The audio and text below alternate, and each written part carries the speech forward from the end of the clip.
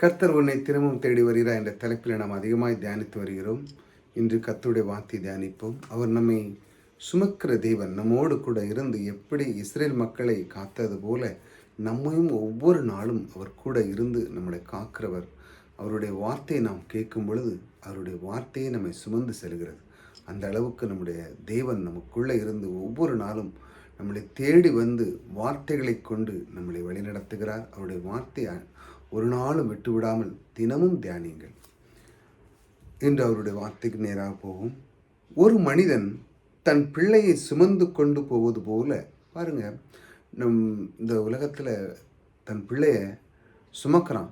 அதாவது சிறு வயசுலேருந்தே அவன் சுமக்கிறான். அது நடக்க தட்டி சுமக்கிறான், அப்புறம் நடந்த பிறகு கொஞ்ச நாள் சுமக்கிறான். அவனால் முடிந்த அளவுக்கு அவன் சுமந்து சென்று கொண்டே இருக்கிறான். சில நேரத்தில் வெயில் அடிச்சுன்னா தோல்லே தூக்கி வச்சு கொண்டு போவாங்க. பிள்ளைகள் பார்த்திங்கன்னா கிராமத்தில் அப்படிலாம் உண்டு. பிள்ளைக்கு ஏதாட்டு காலில் சுற்றக்கூடாதுன்னு சொல்லி தன் தோலில் வச்சு கொண்டு போவாங்க. சில நேரத்தில் நீங்கள் பார்த்தீங்கன்னா திருவிழாலெலாம் பிள்ளைகளுக்கு இந்த பார்த்திங்கன்னா சில இடத்துல நீங்கள் பார்த்தீங்கன்னா தேரோட்டங்கள் அதெல்லாம் நீங்கள் பார்த்துருப்பீங்க. அந்த நேரத்துலலாம் பாருங்கள், சில பிள்ளைகள்லாம் பாருங்கள், தகப்பன் தன் பிள்ளையை தூக்கி மேலே வச்சு காட்டுவான், இப்படி இருக்குது அப்படி இருக்குதுன்னு பாருங்கள். நான் அதை பார்த்துருக்குறேன் நிறைய இடத்துல. அந்த இடத்துலலாம் அந்த பிள்ளைகள் ரொம்ப சந்தோஷப்படும்.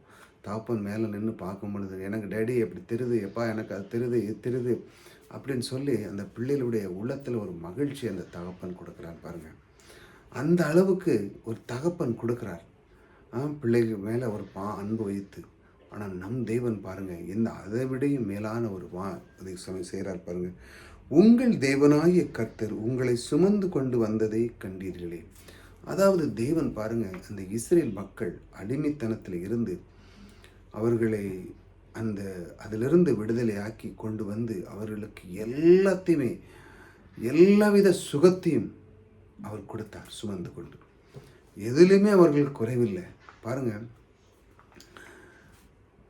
அந்த அளவுக்கு தேவன் நம்மை நேசிக்கிறார். நம் பிள்ளைகள் ஒரு குறிப்பிட்ட வயசு வரை தான் தூக்க முடியும். ஆனால் அதற்கப்புறம் கொஞ்சம் சிலவங்க சொல்லுவாங்க, உனக்கு நீ பார்த்துக்கணும், நான் உனக்கு சொல்லி கொடுத்துருக்குறேன், நீ இனிமேல் அதெல்லாம் செய்யணும் அப்படின்னு சொல்லி தகப்பன் அவன் மேலே உள்ள பேர்டனை போடுவாங்க.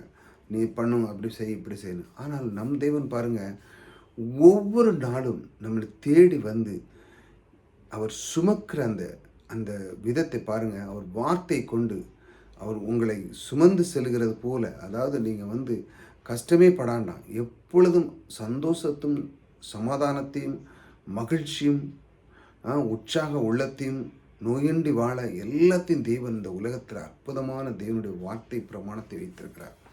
இதை நீங்கள் அறிந்து கொள்ளும் பொழுது உங்களுக்கு ஒரு குறைவு இருக்காது. அதாவது அதனால தான் சொல்லுது, உன் தேவனாய கர்த்தர் உங்களை சுமந்து கொண்டு வந்ததை கண்டீர்களே.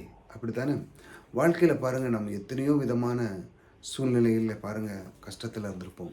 வாழ்க்கையில் ரொம்ப கீழாக இருந்திருப்போம். அந்த நேரத்தில் ரொம்ப கஷ்டப்பட்டு படித்து வாங்கி முன்னேறி தேவனுக்காக கொஞ்சம் கொஞ்சமாக கர்த்தர் என்னை உயர்த்தின தேவனுக்கு கொடான கோடி நன்றி என்று ஒவ்வொரு நாளும் சொல்லி சொல்லி சொல்லி சொல்லி எவ்வளவோ கஷ்டத்தில் அந்த கஷ்டங்கள்லாம் சில பேர்கள் கஷ்டத்தெல்லாம் சொல்லும் பொழுது கண்ணீர் வரும். அந்த அளவுக்கு கஷ்டப்பட்டு இருந்தேன். ஆனால் தேவனை அறிந்து தேவனுக்குள்ளே வந்து தேவனுக்காக சில காரியங்களை செய்து தேவனுடைய வார்த்தை கீழ்ப்படிந்து தேவன் சொன்ன அந்த வார்த்தையை நம்பி விசுவாசித்து வாழ்க்கையில் நாம் ஏற்றுக்கொண்ட நாள் முதல் கொண்டு பாருங்கள், அந்த கஷ்டங்களெல்லாம் இப்பொழுது மறந்துவிட்டு தேவனுடைய வார்த்தை நமக்கு தந்ததினால் நாம் எப்படி ஒரு தகப்பன் தன் தோளில் மேலே உட்கார்ந்து அந்த பிள்ளை எப்படி உட்கார்ந்து இருந்து எல்லா காட்சிகளையும் காண்கிறது போல நம் தேவனும் அவருடைய வார்த்தை கொண்டு நம்மை எப்பொழுதும் சுகத்தை வைக்கிறார். நீ இப்பொழுது நீ சுமை தூக்க வேண்டிய தேவையில்லை, நானே உன்னை வைத்து வழி நடத்துகிறேன் என்று சொல்லி அற்புத தேவன் நமக்கு இந்த மாதிரி வார்த்தையை கொடுக்கிறார் பாருங்கள். இப்படித்தான் அவர் தேடி வருகிறார். ஒவ்வொரு நாளும் இந்த மாதிரி வார்த்தைகளை கவனிங்கள். மீண்டும் அந்த வார்த்தையை உங்களுக்கு சொல்லுகிறேன். ஒரு மனிதன் தன் பிள்ளையை சுமந்து கொண்டு போவது போல பாருங்கள். சுமந்து கொண்டு சிலவங்க தாய் இடுப்பில் வைப்பாங்க, சிலவங்க மேலே தூக்குவாங்க, சிலவங்க நான் சொன்ன மாதிரி தோளில் வச்சு கொண்டு போவாங்க. இப்படி தன் பிள்ளையை சுமந்து கொண்டு உங்கள் தேவனாய கர்த்தர் அதாவது சிறு வயது முதல் உங்களை வழிநடத்தி அவர் எப்பொழுதுமே உங்களை சுமந்து கொண்டே இன்றும் அவர் உங்களை சுமந்து வழிநடத்தி கொண்டே இருக்கிறார். ஆகையால் தான் இன்றும் நீங்கள் அவருடைய வார்த்தைகளை கேட்டு அவருக்கு கீழ்ப்படிந்து நடந்ததனால் இன்றும் உங்களுடைய வாழ்க்கை சிறப்பாக இருக்கிறது. காரணம் அவருடைய வார்த்தை. அந்த அந்த வார்த்தை உங்களை சுமக்கிறது, அந்த வார்த்தை உங்களை உயிர் வாழ வைக்கிறது, அந்த வார்த்தை உங்களை வழிநடத்துகிறது, அந்த வார்த்தை உங்களை நோயின்றி காக்கிறது. ஆகையால் இந்த அன்பு தேவன், நம்முடைய தேவன் சுமக்கிறவர் உங்களுக்குள்ளே இருக்கிறார். ஆகையால் நீங்கள் எதை பற்றியும் கவலைப்படாது. அவர் மேல் பாரத்தை வைக்கும் பொழுது உங்களுடைய வாழ்க்கையில் எல்லாமே லகுவாக இருக்கும். எப்படி அந்த தகப்பன் மேல் அந்த பிள்ளை உட்கார்ந்து எல்லா காட்சியும் சந்தோஷமாக பார்க்கறது போல இந்த தேவனுடைய வார்த்தை அவர் உங்களை சுமந்து செல்கிறார். சுமந்து சென்று உங்களுடைய வாழ்க்கை சிறப்பு செய்கிறார். ஆகையால் என் கர்த்தர் எனக்குள்ளே இருக்கிறார் என்று சொல்லி ஒவ்வொரு நாளும் நீங்கள் செல்ல வேண்டும். அப்பொழுது உங்களுடைய வாழ்க்கை சுகமாக இருக்கும். கர்த்தர் உங்களோடு கூட இருக்கிறார். கர்த்தர் உங்களை ஆசீர்வதிப்பார்.